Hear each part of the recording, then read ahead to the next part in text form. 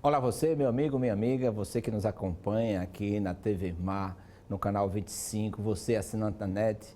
Nosso programa Medicina em Destaque tem essa característica própria de trazer a você, a oferecer a você, pessoas que se destacam no exercício da medicina em Alagoas, trazem informações que servem a você leigo, a você colega, a você aspirante dessa grande profissão. Não digo que é a melhor nem a pior, mas diferente de todas, porque exige com uma qualidade específica. E é exatamente sobre essa qualidade que eu não trouxe só um professor aqui para falar, mas dois para falar de medicina e amor. Vamos aproveitar também e falar um pouquinho de fé. Então nós agradecemos desde o início os nossos dois convidados, o Dr. Ricardo Santos e o Dr. Fernando Guimarães, que inicialmente, olha, imagine a agenda para tirar um médico de sua atividade. Tirando dois, imagina dor de cabeça, mas de joelhos, diz o poeta que há momentos na vida em que qualquer que seja a posição do corpo, a alma está de joelhos. Assim, eu me encontro diante de Deus agradecendo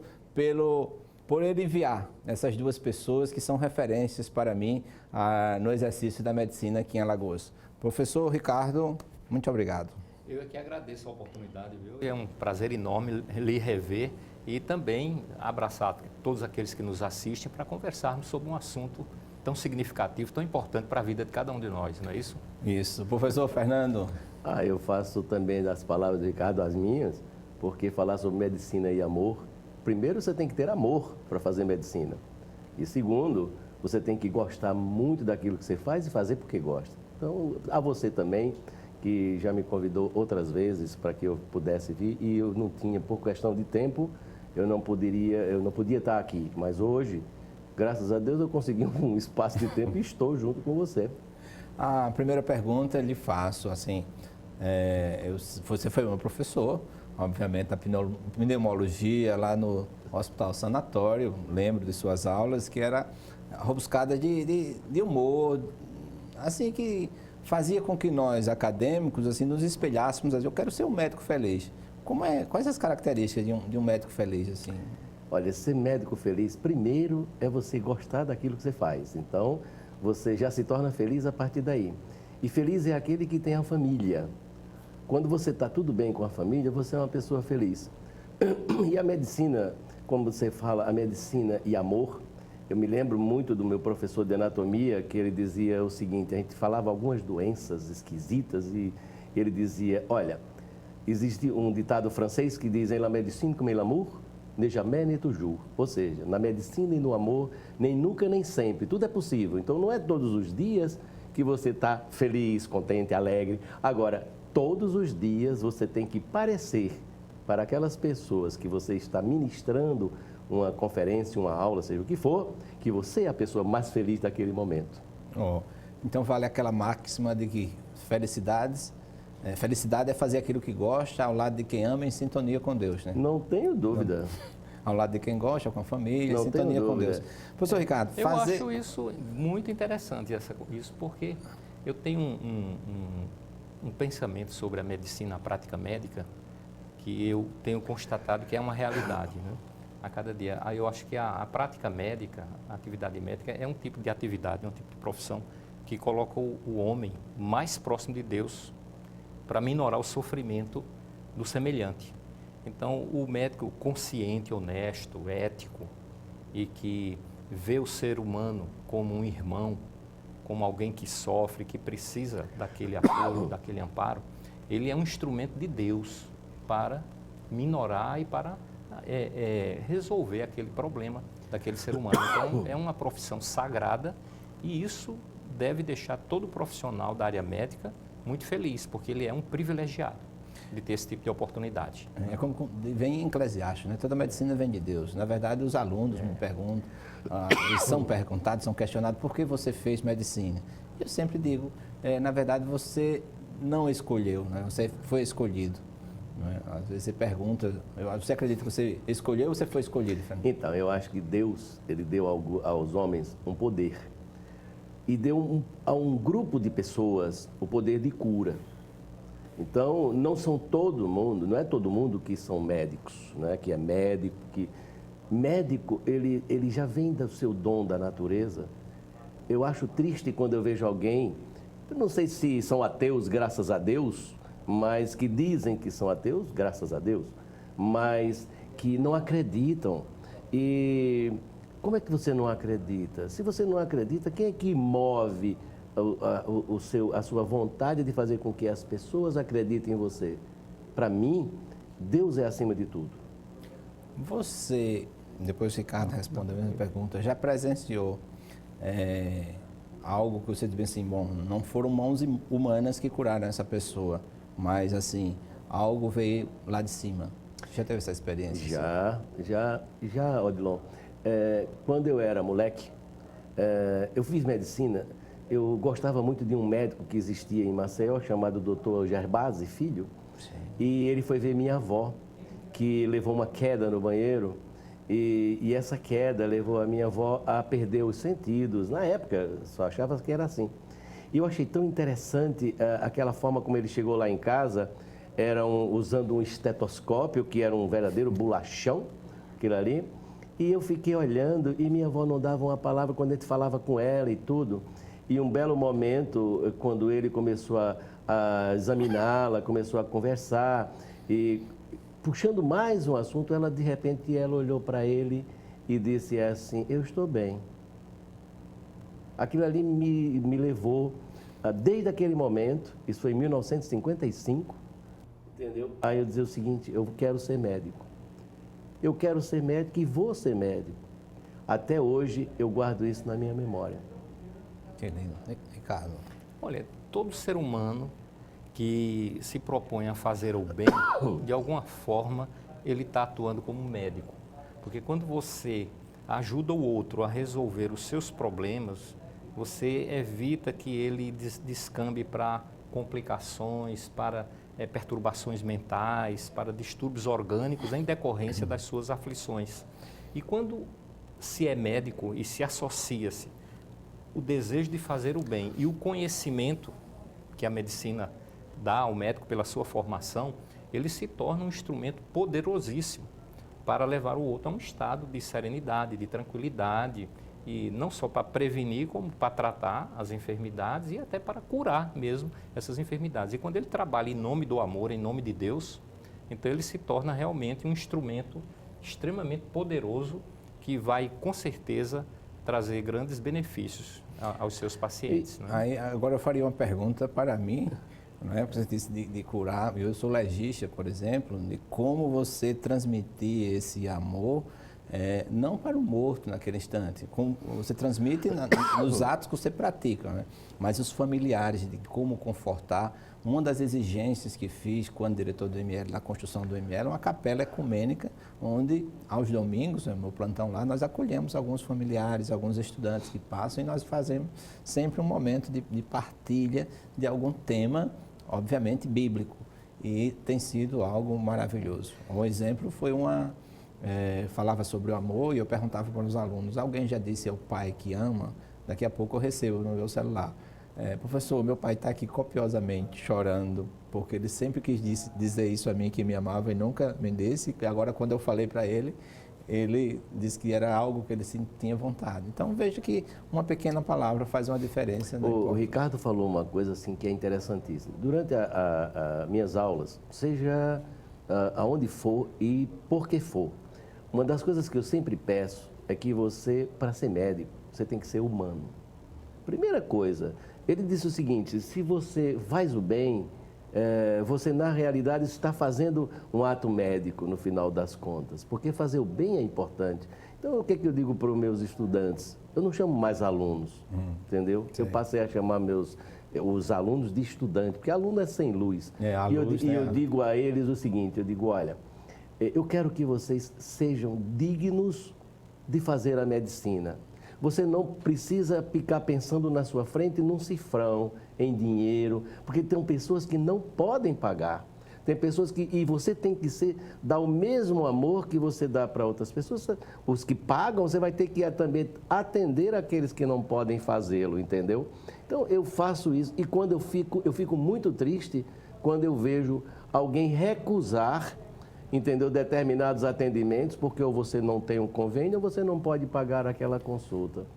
E isso, para mim, é a desmistificação da medicina. Eu não aceito esse tipo de procedimento, sabe, Ricardo? Infelizmente, viu, Fernando, a nossa formação médica, ela exclui essas multidimensões do ser humano. Então, Verdade, a gente se detém num aprendizado puramente organicista, onde a gente vê a doença e não o doente como um todo, né? A gente não trabalha os aspectos emocionais nos nossos casos clínicos, os aspectos espirituais, religiosos, que hoje as evidências científicas mostram que eles representam em torno de 40% como um dado favorável para prevenção, tratamento e cura de enfermidades. Nós não trabalhamos esse aspecto com os pacientes na nossa formação acadêmica e isso traz um grande prejuízo ao paciente, porque no estado de sofrimento, mais de 90% das pessoas são receptivas a esse acolhimento espiritual, religioso. E se o médico não tem essa formação, ele tem essa visão mercantilista. Da medicina, não tem uma formação sólida, espiritual, religiosa, não é vinculado a um credo religioso, ele não sabe como lidar com o sofrimento humano, ele não sabe conversar com os familiares, ele não sabe confortar o paciente, porque às vezes as doenças são ditas incuráveis, né? E levam a uma terminalidade, e ele não vai saber trabalhar com o paciente após essa detecção. Então, é fundamental que o médico hoje ele tenha essa visão, porque é uma recomendação, inclusive, da Organização Mundial de Saúde. Hoje, mais de 90% das faculdades de medicina nos Estados Unidos e no primeiro mundo já tem a disciplina saúde e espiritualidade. Saúde e espiritualidade. E as pesquisas estão aí demonstrando as evidências e o médico tem o dever, a obrigação de conhecer esses aspectos e colocá-los no seu processo de relacionamento médico-paciente para poder favorecer a melhoria do tratamento. Olha, Gerson e Ricardo, uma coisa interessante, você acabou de falar uma coisa fantástica. A paciente terminal, e que existe hoje uma especialidade que é medicina paliativa, mas existe uma coisa interessante. Você sabe que eu posso contar uma historinha muito rápida? Eu fui o precursor em Alagoas, seguramente, do Palhaço da Alegria. Você vê hoje as enfermarias das crianças com câncer, ou de pacientes terminais ou não, aqueles meninos da medicina ou de outras áreas que se transformam em atores e vão brincar, vão cantar, vão fazer com que as pessoas esqueçam um pouco aquela sua doença, mostrando o sentimentalismo, o grau de espiritualidade, que para mim deve estar junto. Pois bem, em 1975... Eu gostava de tocar violão, então eu levei para isso aí no hospital universitário, só tinha pediatria e cirurgia. E a gente estava plantão, então na hora dos plantões, botei um monte de criança que estava lá e eu levei meu violão e estava lá tocando um violão com as crianças cantando, atirei o pau no gato, aquelas músicas que existiam de criança. Isso no seu livro. Pois é, mas isso está lá. Isso falou, entendeu? Aí sabe o que mas sabe o que aconteceu? Eu fui para a diretoria. Porque um dos professores, não precisa citar nomes, mas levou diretamente para a diretoria que eu estava fazendo daquele hospital um rendezvous. A palavra correta seria isso.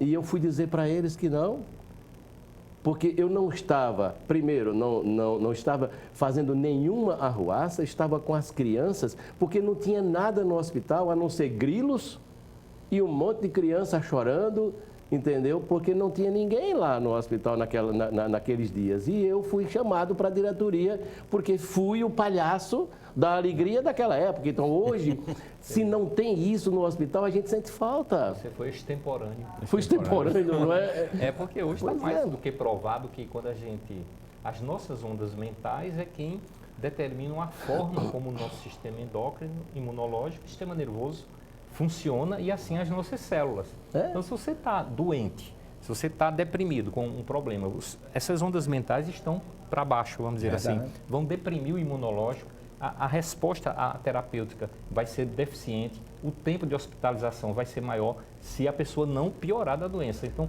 se você muda a parte das ondas mentais do paciente, ele vai jogar um grande estímulo positivo para esses setores do organismo, Exatamente. que vão refletir em saúde. Você vê que o tema que o Isso Gerson Odilon escolheu hoje foi medicina e amor. E amor. Então, por A que natureza conspira, né? Pois é, nada mais do que você plantar o amor e você não ser compreendido. Verdade. Entendeu? Então isso deixou durante muito tempo aquilo marcado em mim, como se eu fosse realmente um marginal, que levei para o hospital um violão e estava com as crianças cantando numa hora que não tinha nada para fazer no hospital. Entendeu? Eu só devolvo de que o tempo é o senhor da razão, já foi dito. E de como, se você fizer um acompanhamento desse seu professor, onde é que ele está, e se ele está com um nível de humor tão quanto o seu agora, me permita dizer, dessa sua alegria, é isso que admira e tantas outras coisas. É só acompanhar essa pessoa ao longo do tempo, né? E a gente vê, poxa, será que essa pessoa está tão feliz agora quando ela ia de encontro a seu gesto de levar um sorriso, de levar uma música para alguém? No grau de espiritualidade, eu não sei aonde ele está. Entendeu? Todos os dois que participaram dessa conspiração contra mim, eles dois já subiram. Entendeu? Já se foram, eles desencarnaram, não é? Desencarnaram e continuam vivos e analisando a sua própria história seguramente de vida, né? a minha própria história e se de vida. reformulando interiormente. Seguramente, por isso que a gente está sempre se refazendo. Eu acho isso fabuloso. Sabe que eu trouxe algumas coisas novas aqui para Alagoas, quando eu voltei da minha residência? Eu trouxe a primeira broncoscopia de fibra feita aqui em Alagoas. Fizemos aqui em Alagoas tudo que tu está falando pelo amor, de tratamento da tuberculose, para que a gente pudesse não ter só um local para tuberculose. Então, tudo isso se baseia no fato de você gostar. Não era por questão de ganhar ou não ganhar. Qual é o médico, funcionário público que ganha bem? Tem. E eu ganho bem porque eu acho que aquilo que eu faço, eu sou bem pago para isso. Pois é, e levar o fruto do seu trabalho à mesa. Lógico. É melhor do que você, de repente, a gente vê algumas histórias de alguns médicos, eu acho que essas pessoas nunca foram médicos, né, se envolvem em práticas sexuais anômalas e se corrompem em patrocinar ou receber alguns patrocínios, essas coisas, que isso não é a verdadeira medicina. A verdadeira medicina, ela desabrocha nesse sentido da sintonia que o Ricardo fala, né? Da sintonia, do se colocar no lugar do outro, da empatia, né, de você... Essa compaixão, de você ter a sabedoria de aprender com o sofrimento, de você saber confortar adequadamente o outro, para você conquistar o outro e o outro se sentir seguro em suas mãos e assim se sentir seguro interiormente. E com isso, eu digo também, seguramente a terapêutica vai ser muito mais eficaz. Vai ser muito mais eficiente. Eu conversava no programa anterior aqui, tem o professor Genival Veloso como um pai para mim na medicina legal e também na questão da ética, da deontologia. E ele falava a respeito do toque, né? Que o toque tem poder terapêutico muito maior do que qualquer medicamento da farmacopeia mundial. Sem dúvida. Você pega o paciente, um cardiologista pega o paciente e não faz uma ausculta, o pneumologista pega o paciente e não faz uma ausculta, não é? Isso não é verdadeiramente a medicina. Você tem que tocar, tem que levar. Esse toque não é só de corpo, mas de alma também. Eu vou conversar amanhã no Congresso de Cardiologia sobre esse assunto. E, assim, rapidamente, o nosso coração, por exemplo, ele funciona como uma célula única, porque ele é um sincício, né? As membranas são interconectadas. Então, quando a corrente elétrica passa pelo coração, ele é estimulado de uma forma global. E uma corrente elétrica em movimento gera um campo magnético. E esse campo magnético está impregnado dos nossos sentimentos. É por isso que a gente sente tudo no coração. O amor, a raiva, o ódio, a mágoa. Não dói o coração? Dói o coração. A maioria dos meus pacientes no consultório é uma dor no coração que é uma dor moral, uma dor espiritual, entendeu? Então, o outro tem um campo magnético. Quando o seu campo entra em contato com o dele, e isso assim, já está constatado hoje que é em torno de 3 metros, o seu campo se irradia. Então, quando você interage com o outro, às vezes o outro não fala nada e você sente o que o outro está sentindo. Está sentindo. Então, se você envia da sua mente pelo seu coração uma mensagem positiva para o outro, mesmo que você não fale, ele vai sentir. Isso no campo macro. Isso é terapêutico. Isso é terapêutico. Isso tem tudo a ver com religião também. Uma palestra não que foi dada no último Congresso de Humanidades Médicas, lá em Recife, o colega falava da relação médico-paciente, mas comparando cada um com uma célula.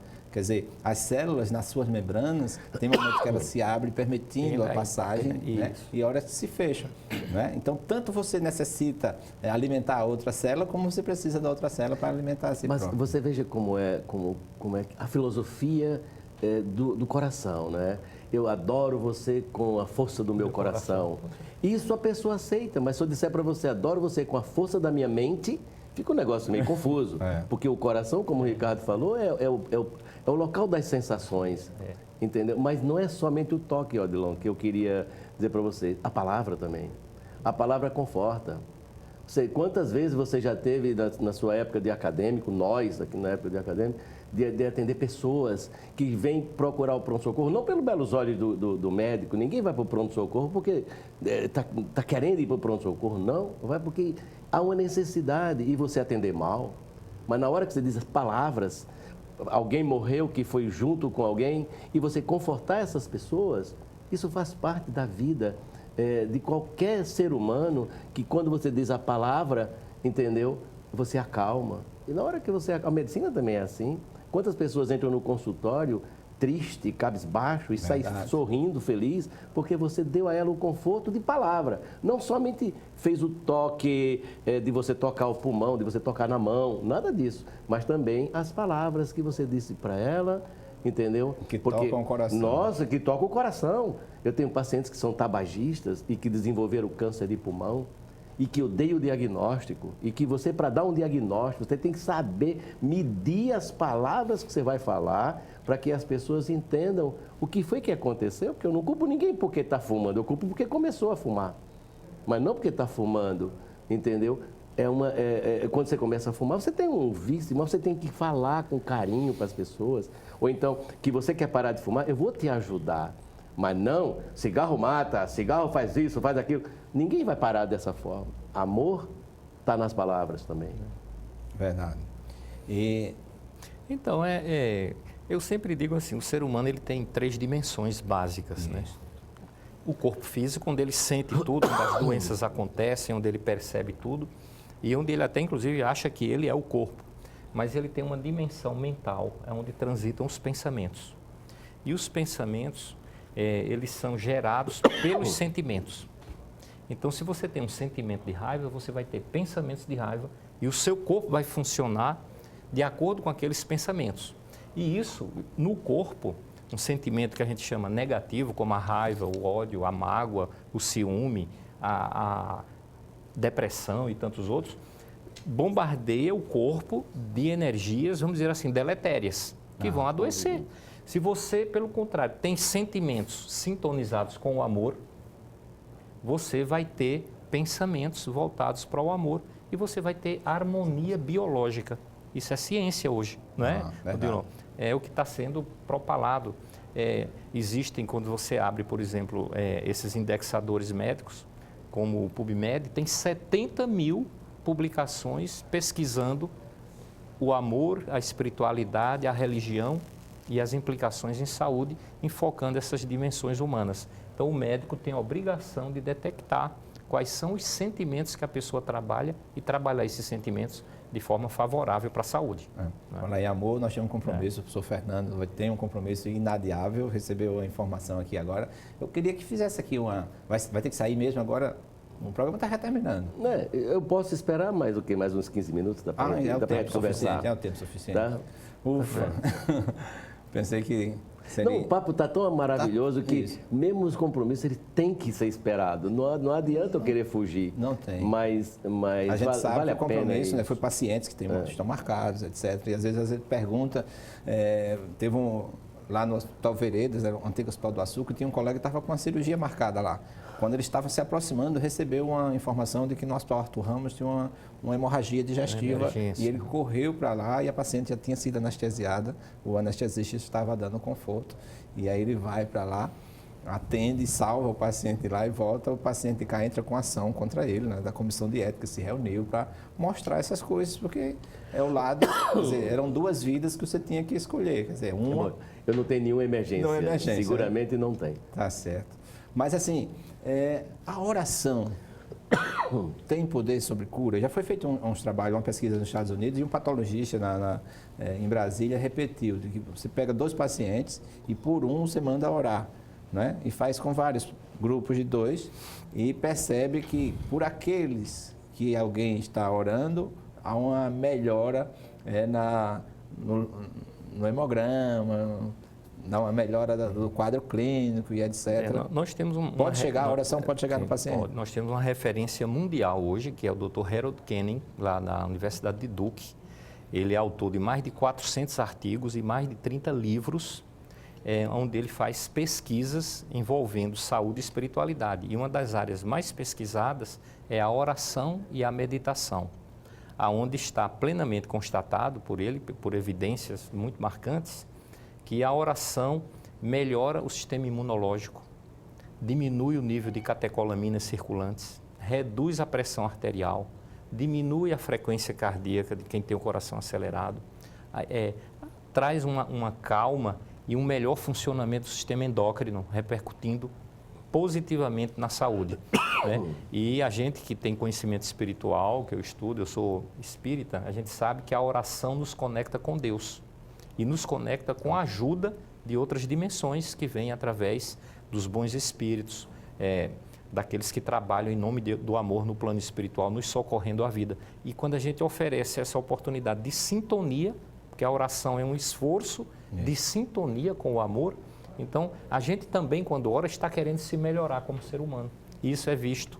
E a oração, quando ela é sincera, ela produz esse efeito terapêutico que pode ser constatado. Então, eu posso orar por mim, eu posso orar pelo outro, a prece intercessória também atinge o outro e todos se beneficiam. É um tipo de procedimento terapêutico que, aliás, quando nós estamos doentes, intuitivamente, talvez seja o recurso terapêutico mais buscado pelo ser humano, que é rever essa sua posição, essa sua relação com Deus. E a gente pede ajuda nesse sentido. É por isso que a dor ela é importantíssima, então, desmascara vamos orar, e faz com que você porque busque a oração Deus não só produz melhor assim na aparência, intuitivamente não. É uma verdade científica essa ação da prece em nosso organismo. O senhor Fernando, que já viu pacientes terminais, assim, já percebeu um paciente que melhora porque ele está com a sintonia em oração, tem alguém orando por ele, essa melhora? A gente chegou a perceber.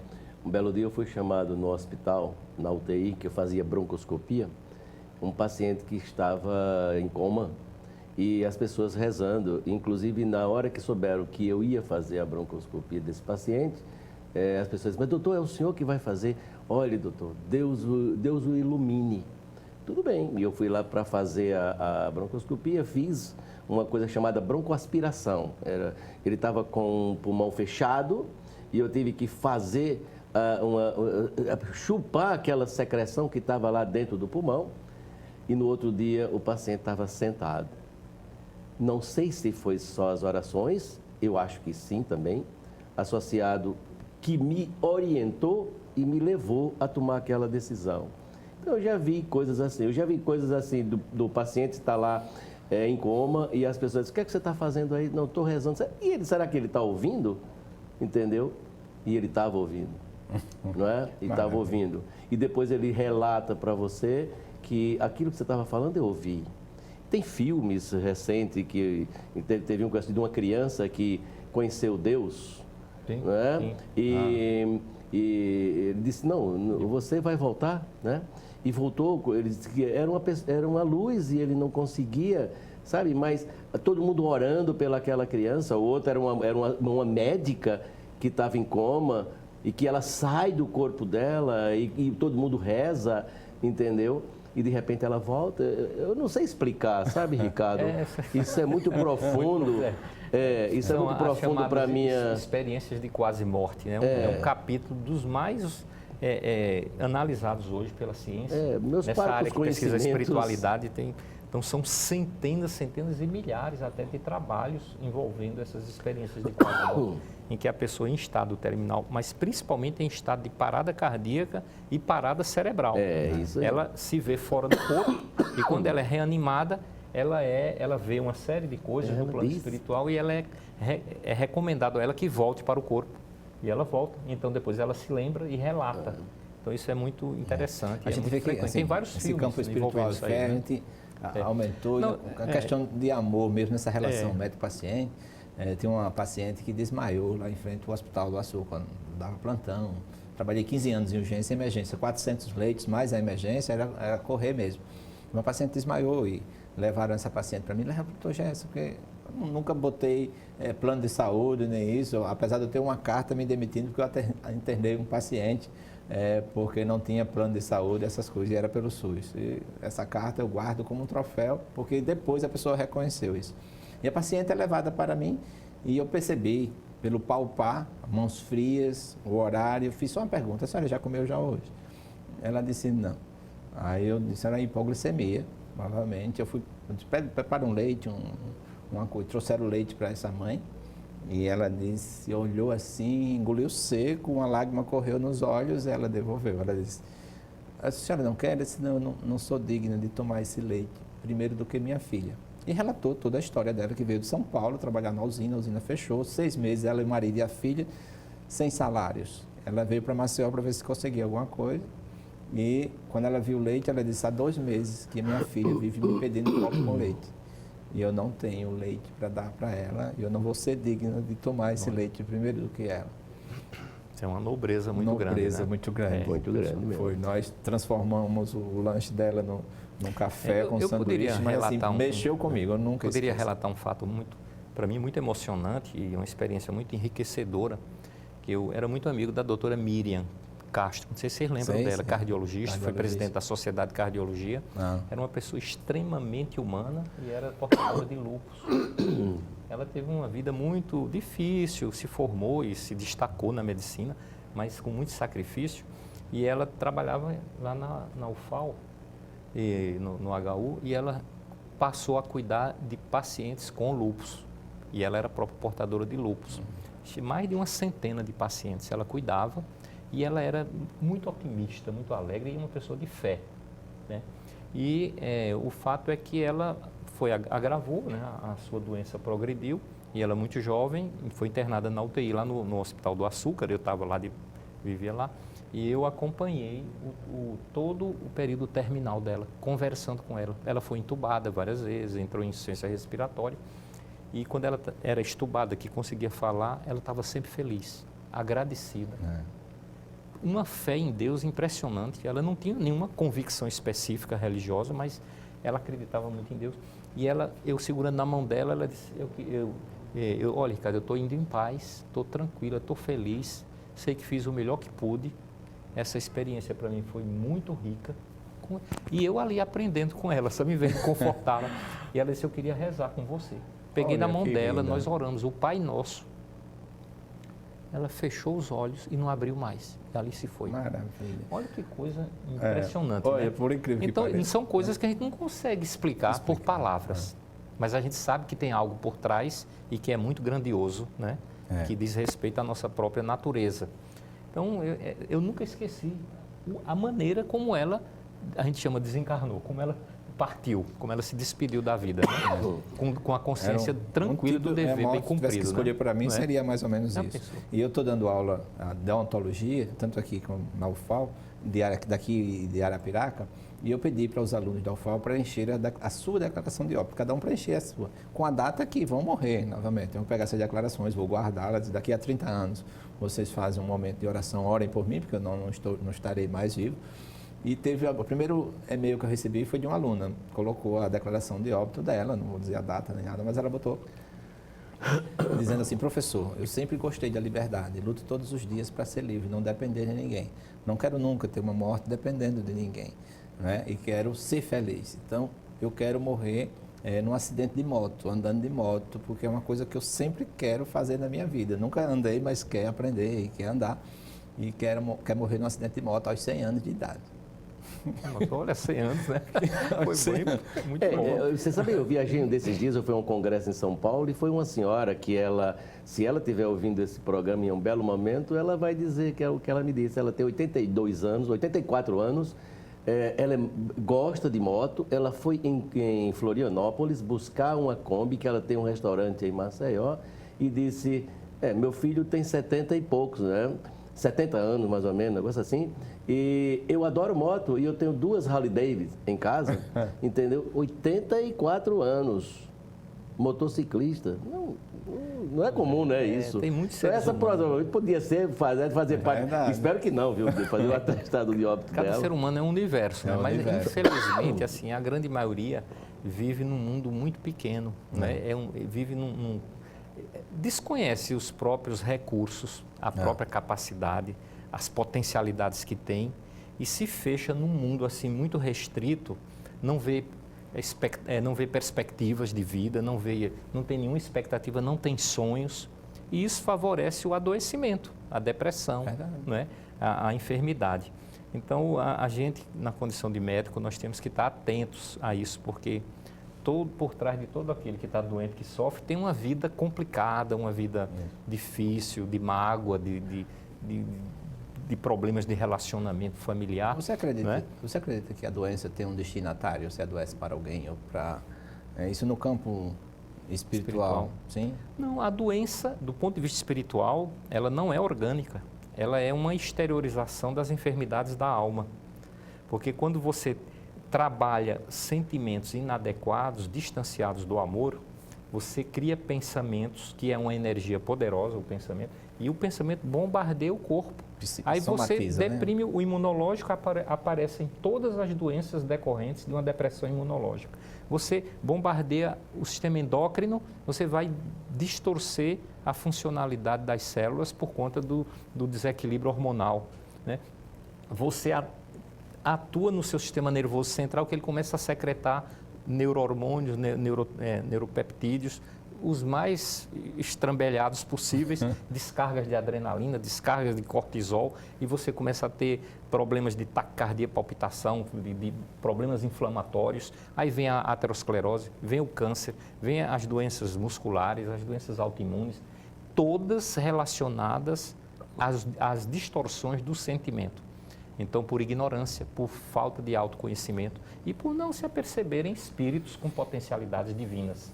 Então, esse é o grande problema da humanidade. Né? Professor Fernando, que recado daria? Porque seus estudantes, nossos estudantes, estão nos acompanhando no programa, né? Seja no celular ou na TV. Que recado de como que estão aprendendo agora a exercer a medicina, como ele poderia exercer a medicina, levando aos seus pacientes esse humor, essa alegria, uma característica sua. Pelo menos eu tenho comigo isso, que eu fui seu aluno e sei, e você constatou aqui também dessa forma de como quis, ao longo do tempo, já levar essa alegria para os pacientes doentes. A primeira coisa que eu quero dizer assim para todas essas pessoas que você está colocando em evidência, é que ao escolher medicina, gravem bem. Ricardo é um espírito, é um espiritualista.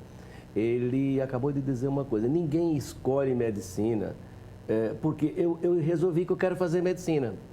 Você nasceu com uma predestinação, seguramente. Então, se você nasceu com essa predestinação, faça com que esse destino ele seja voltado para o bem. Faça com que você faça as coisas com o maior prazer, sabe? Faça com que as doenças se transformem numa coisa que você possa transformar aquela doença em uma coisa de amor, para que as pessoas melhorem, para que as pessoas saiam desse sofrimento, porque ela não só sofre aqui, não. Ela vai sofrer também a posteriori, mesmo quando ela desencarna, pelo menos é o que eu escuto dizer, que as pessoas passam por outras provações, entendeu? E eu espero que você, enquanto médico, entendeu, faça com que seja alegre com seus pacientes, entendeu? Sem perder essa ternura, entendeu? De fazer com que ele entenda que a doença dele, ele não está sozinho, tem alguém. Porque a pior coisa do mundo é você chegar num consultório, o cara atender você, até logo. Aí ele diz, meu Deus, e agora? Eu saí daquele doutor, ele não pediu nem para eu voltar. Então eu estou sozinho. Você tem que dizer para o doente, olha, você não está sozinho. Se você disser para ele que ele não está sozinho, eu garanto a você, tem um percentual tão grande de cura que eu não posso imaginar, Odilon. Imagino. Tá e bom? a certeza e a confiança de que você está se prescrevendo. Não tenho dúvida. Porque eu já vi muitos, né? Muitos não, poucos. Era um paciente que, era um médico que tinha uma especialidade lá e viu que o paciente era terminal e prescrevia o paciente do posto de enfermagem. Não ia lá, abria a janela e dizia bom dia, né? Não lia um versinho de cordel, não lia um salmo, não levava uma mensagem para o paciente, dizia estou aqui. Minimiza os sofrimentos desse paciente. Só o fato de você chegar no hospital, a família toda, o médico já chegou, que bom que ele está aí. Ser desejado, né? Ser buscado, né? Levar aquele paciente à alegria da sua presença. Né? Ao contrário, eu já ouvi também, bom, aquele cavalo já chegou. Quer dizer, poxa, a mesma profissão, mas com pessoas distintas, né, professor Ricardo? Com certeza. Eu acho que é fundamental que aqueles que passam a cuidar de pessoas na condição de médicos ou profissionais da área de saúde, é imprescindível que eles tenham uma visão multidimensional, né, do paciente. Não é uma doença, não é um corpo que está doente, é uma pessoa que tem uma vida mental e que tem uma vida também sentimental. E que o médico deve tratar o corpo adequadamente, com competência, com qualidade, mas deve organizar os pensamentos da pessoa, ensiná-la a estruturar os pensamentos e, acima de tudo, que é a causa profunda de todos os processos de adoecimento, o médico deve ajudar o paciente a educar os sentimentos. Ele deve, é como se fosse um verdadeiro sacerdote do espírito, né?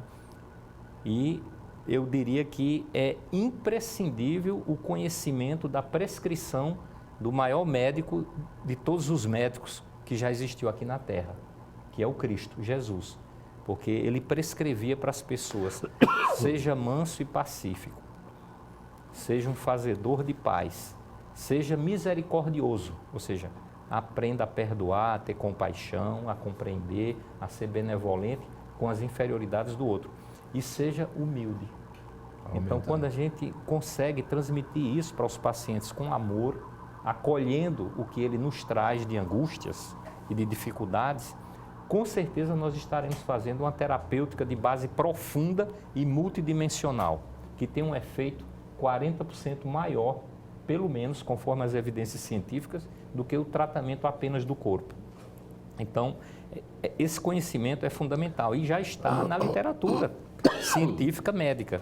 E quando um conhecimento médico aparece sendo verdadeiro, é obrigação do médico usar no seu paciente, senão ele está sendo incompetente.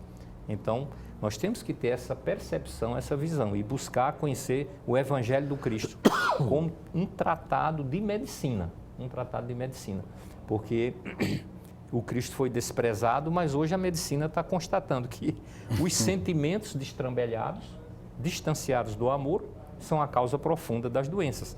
Quando ele curava alguém de qualquer enfermidade, ele dizia, vai e não tornes a pecar, ou seja, melhora os teus sentimentos, porque senão, consequentemente, vai acontecer coisa pior. Ele até falava dessa forma.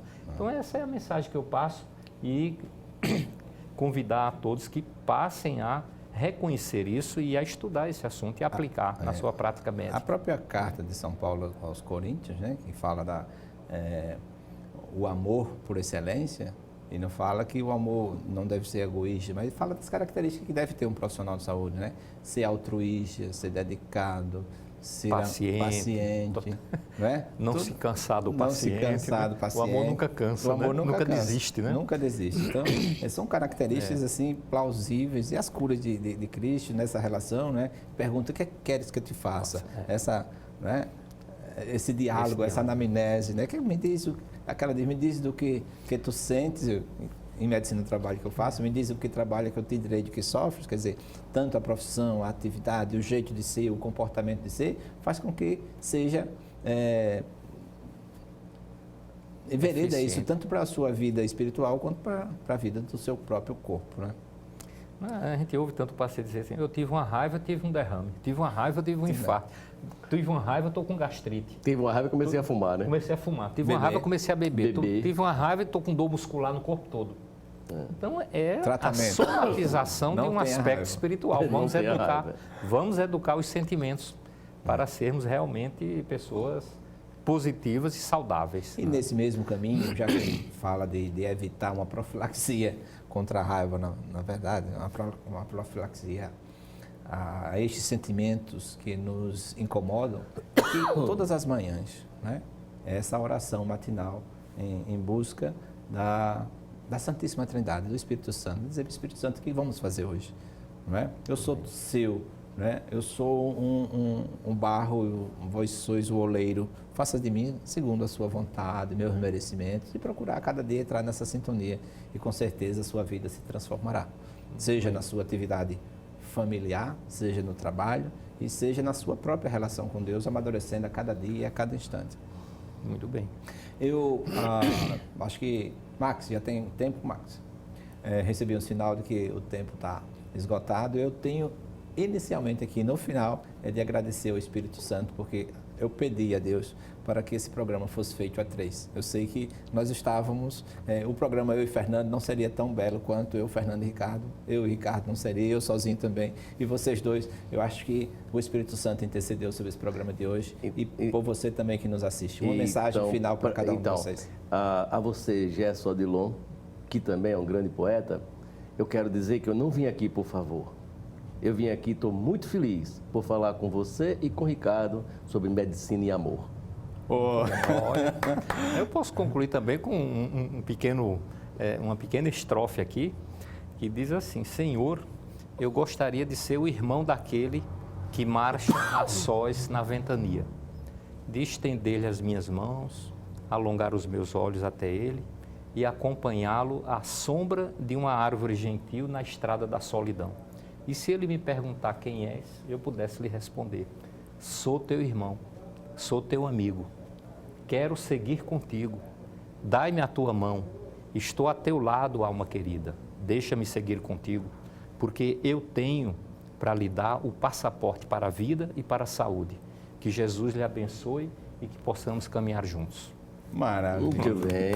O poeta Ivanildo Villanova, ele diz, uma coisa puxa a outra, fraco, né?